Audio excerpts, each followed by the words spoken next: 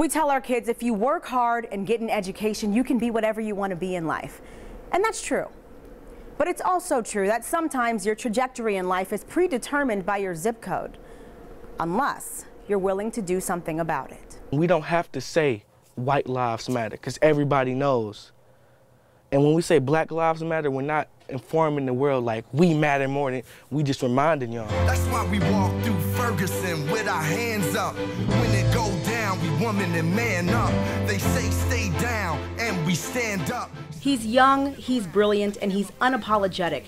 16-year-old Terrius Porter embodies the spirit of the civil rights movement. Yes, it's a fight the country's been fighting for years, but young Terrius is a part of something new. One day, when the glory comes, it will be ours, it will be... The awakening of a generation of young black activists finding a voice, challenging the systemic social injustices that plague urban America. If you do not leave, you will be arrested. They look at me and they got these ideas. He ain't nothing. He about to steal. He about to rob. Then when I speak and they start seeing I'm saying powerful stuff, then next time they see somebody with the same clothes, they won't think the same thing. DPS teachers who are doing sick-outs have been villainized, but we're here to say that if anybody is villainized, it's the district and the emergency manager who have threw away all our resources, and now we're out here because we have a voice. Yeah! Porter is a junior at Detroit's Communication Media Arts High School, where seniors were planning to walk out of class in support of teachers who'd been calling in sick for weeks, protesting deplorable conditions inside Detroit public schools. That day, Porter was the only student in his classroom to walk out. That was also the day he took control of a power he'd possessed the whole time, the power in his protest. And he wasn't the only one. This year, Detroit joined a long list of urban cities across the country seeing a surge in student activism. One unified voice saying we deserve to be heard. We deserve up-to-date school books we can actually take home and technology that will help us compete in the real world. We deserve a future. It was a chain reaction, and people quickly realized that it's just not about DPS, that it's more importantly about oppression. And that oppression is people of color who aren't receiving commodities that they deserve, such as basic as education. We live in the United States of America. More specifically, we live in Detroit, Michigan. And how can we be denied an education that's adequate?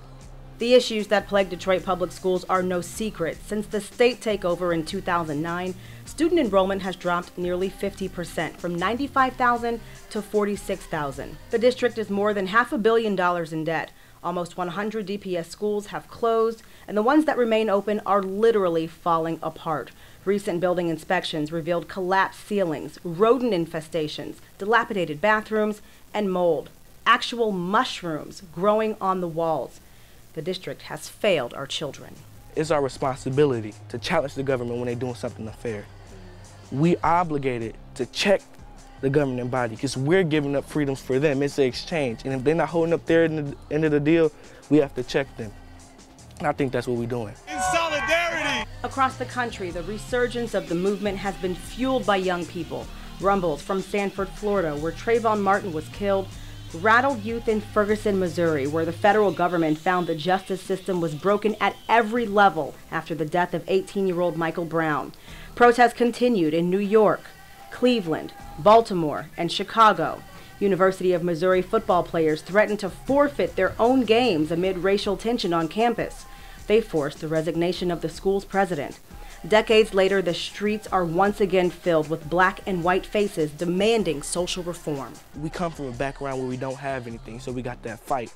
So in a way, it made us strong. That strength is a wake-up call to youth across the country, tired of their communities being starved of resources. Kids just like Terrius Porter, convinced that he's just as smart as any kid with the world at his feet. If somebody could show me one student right now in Grosse Pointe that could beat me in a debate, that could actually fluster me with his diction and his words, I will congratulate them. But we'll see that when pigs fly.